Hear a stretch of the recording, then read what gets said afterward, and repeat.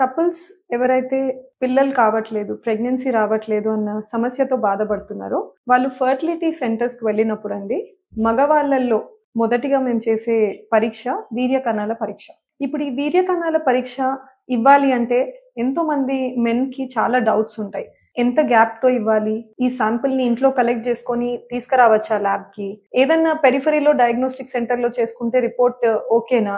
Fertility centres లో చేసుకుంటేనే correct గా వస్తుందా? సో ఇలా ఎన్నో డౌట్స్ అన్నవి ఉంటాయండి మెన్ లో. అందరికీ నమస్తే అండి. నేను doctor Mounika, consultant fertility expert, 49 hospital, LB Nagar, Hyderabad.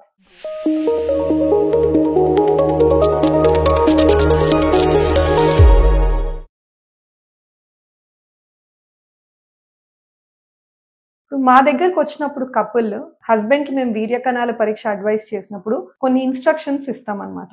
ఇప్పుడు ఈ వీర్య కణాల పరీక్ష డయాగ్నోస్టిక్ సెంటర్స్ లో బ్లడ్ టెస్ట్ ఏం అడగరండి, డైరెక్ట్ గా శాంపుల్ తీసుకుంటారు. కానీ ఫర్టిలిటీ సెంటర్స్ వెళ్ళినట్టయితే ఇక్కడ కూడా మేము ముందుగా కొన్ని రక్త పరీక్షలు చేయమంటాం. ఈ రక్త పరీక్షల్లో మేము చూసేది ఏంటి అంటే ఎయిడ్స్, హెపటైటిస్, సిఫిలిస్ లాంటి కొన్ని ఇన్ఫెక్షన్స్ ఉన్నాయా లేదా హస్బెండ్ లో అన్నది రూల్ అవుట్ చేసుకున్న తర్వాతనే ఈ వీర్య కణాల పరీక్షకి మనము నెక్స్ట్ స్టెప్ తీసుకెళ్తాం అనమాట. వీర్య కణాల పరీక్షకి వచ్చే ముందు మేము వాళ్ళకి ఏమేమి అడ్వైస్ చేస్తామంటే, వచ్చినప్పుడు ఒక యావరేజ్ లో 3 నుంచి 5 రోజుల గ్యాప్ పెట్టుకొని రండి అని అంటాం. ఈ గ్యాప్ అన్నది ఎలా ఈ నంబర్ మనం డిసైడ్ అయ్యాం?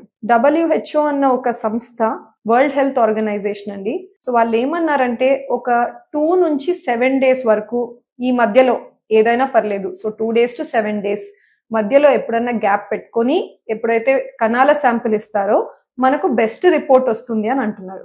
ఎందుకు చెప్తున్నారంటే 2 days కంటే తక్కువ గ్యాప్ తో కణాల శాంపిల్ ఇచ్చినప్పుడు కణాల నంబర్ తక్కువగా రావడం చూస్తున్నాము. అండ్ 7 రోజుల కంటే ఎక్కువ గ్యాప్ తో శాంపిల్ ఇచ్చినప్పుడు చనిపోయిన కణాలు, కదలిక లేని కణాలు ఎక్కువగా శాంపిల్ లో ఉంటున్నాయి అన్నమాట. అందుకని యావరేజ్ లో ఈ గ్యాప్ అన్నది మెయింటైన్ చేసుకొని రమ్మంటాం. సెకండ్ పాయింట్ వచ్చేసి, మీరు శాంపిల్ ఇవ్వడానికి ఏ రోజైతే వెళ్ళాలనుకుంటున్నారో సెంటర్ కి లేదా హాస్పిటల్ కి, ఆ ముందు రోజు కుదిరినంత వరకు మీరు స్మోకింగ్ గానీ డ్రింకింగ్ గానీ అవాయిడ్ చేయడానికి చూడండి. అండ్ ఆల్సో రాత్రి నిద్రపోయినప్పుడు ఎర్లీగా నిద్రపోయి కనీసం ఒక 6 నుంచి 8 గంటలన్నా మంచి నిద్ర ఉండేటట్టు చూసుకోండి. ఈ ఏమన్నా మనము అవాయిడ్ లేదా ఇగ్నోర్ చేసామనుకోండి, సరిగ్గా నిద్ర లేదు, నైట్ డ్యూటీ చేసి డైరెక్ట్ గా సెంటర్ కి వస్తున్నారు శాంపుల్ ఇవ్వడానికి, సాఫ్ట్వేర్ లో కూడా చాలా మంది నైట్స్ వర్క్ చేస్తుంటారు. సో ఇలా చేసి స్ట్రెస్ లో మీరు శాంపుల్ ఇస్తే కూడా శాంపుల్లో కణాల కౌంట్ లేదా కదలిక దెబ్బతినడం, అదర్వైజ్ శాంపులే ఇవ్వడం కష్టం అవ్వడం కూడా మేము చూసామన్నమాట ఎంతో మంది మెన్లో. సో ఈ జాగ్రత్తలు మీరు తీసుకోవాల్సి ఉంటుంది.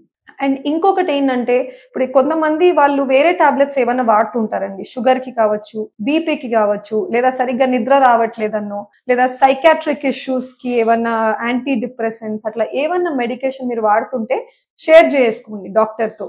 ఎందుకు షేర్ చేసుకోవాలి? కొన్ని డ్రగ్స్ ఉంటాయండి, నెగటివ్ గా మన కణాల కౌంట్ మీద ఎఫెక్ట్ పడుతూ ఉంటుంది. సో అప్పుడు మనకు తెలియాలి అది మన తీసుకుంటున్న టాబ్లెట్ వల్ల ఇలా అవ్వచ్చు, మనం ఇది ఎక్స్పెక్ట్ చేయొచ్చు అన్నది డాక్టర్ కి తెలుస్తుంది. సో ఈ విషయాలు ముందు జాగ్రత్త తీసుకోవాలి. నా లాస్ట్ వచ్చేసి, మీరు వచ్చారు, ఇవన్నీ పాటించి 3 to 5 days గ్యాప్ లో మీరు సెంటర్ కి వచ్చినప్పుడు వాళ్ళు ఒక చిన్న స్టెరైల్ కంటైనర్ ఇస్తారనమాట. దాని మీద మీ నేమ్, మీ ఐడి నంబర్ ఏంటి, అక్కడ రిజిస్టర్ అయిన నంబర్ ఏంటి, అవన్నీ దాని మీద ప్లాస్టర్ అయి ఉంటుంది. అటువంటి స్టెరైల్ కంటైనర్ మీకు ఇస్తారు. ఇచ్చి ఏమంటారంటే దాంట్లో మీరు శాంపిల్ కలెక్ట్ చేసి ఇవ్వండి అని చెప్తారు. ఎక్కువగా మేము మాస్టర్బేషన్ ద్వారా శాంపిల్ సొంతంగా ఇచ్చే ప్రయత్నం చేయండి అంటాం. ఇచ్చినప్పుడు ఆ శాంపిల్ ని డైరెక్ట్ గా ఆ కంటైనర్ లో కలెక్ట్ చేసి ఇవ్వండి అంటాం. కొంతమంది మెన్ కి without the help of wife, sexual intercourse లేకుండా శాంపుల్ ఇవ్వడం ఇబ్బందిగా ఉంటుంది. అలాంటి వాళ్ళు కాయిటస్ ఇంటరప్టస్ అంటే డ్యూరింగ్ ద సెక్స్ ప్రాసెస్ లో వాళ్ళు సడన్ గా పెనిస్ ని విత్డ్రా చేసి ఆ శాంపుల్ ని కూడా కంటైనర్ లో కలెక్ట్ చేస్తూ ఉంటారు. ఇది ఎప్పుడు వెళ్ళాలంటే లాస్ట్ ఆప్షన్ అండి. అంటే డైరెక్ట్ గా మీరు శాంపుల్ ఇవ్వలేకపోతున్నారు, మిగతా పద్ధతులు అంటే టాబ్లెట్లతో ట్రై చేయడము, అంగం గట్టిపడడానికి టాబ్లెట్ తో హెల్ప్ తీసుకున్నారు, లేదా వైబ్రేటర్ అని ఒక మెషిన్ ఉంటుంది which will help you provide the sample.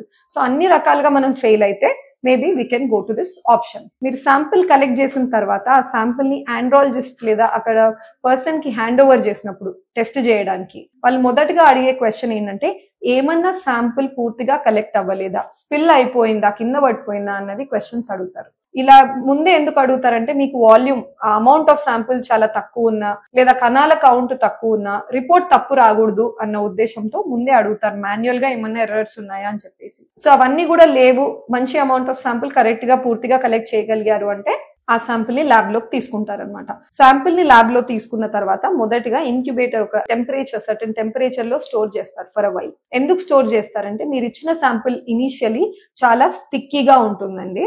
అలా ఉన్నప్పుడు అన్ని స్పర్మ్స్ అన్ని ఆ జెల్ లాంటి స్టిక్కీ సబ్స్టెన్స్ లో ట్రాప్ అయిపోయి కదలిక లేకుండా అట్లా ఉంటాయి.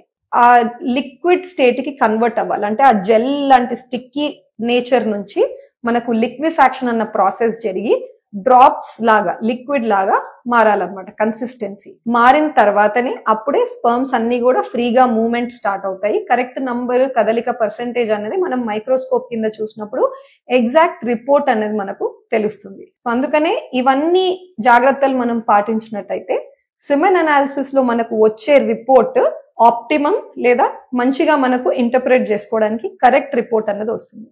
లాస్ట్ ఎక్కడ చేసుకోవచ్చు? ఎంతో మంది డయాగ్నోస్టిక్ సెంటర్స్ చేస్తున్నారు సిమెన్ అనాలిసిస్. కొంతమంది సెంటర్స్ లో ఆటోమేటెడ్ మెథడ్స్ కాసా అన్న మెషిన్ చేస్తుంది.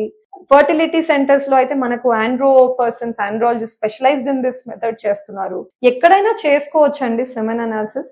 కానీ ఇంటర్ప్రిటేషన్ చాలా మంది పెరిఫరీలో డయాగ్నోస్టిక్ సెంటర్స్ లో వేరే వేరే నంబర్స్ తీసుకుంటున్నారు.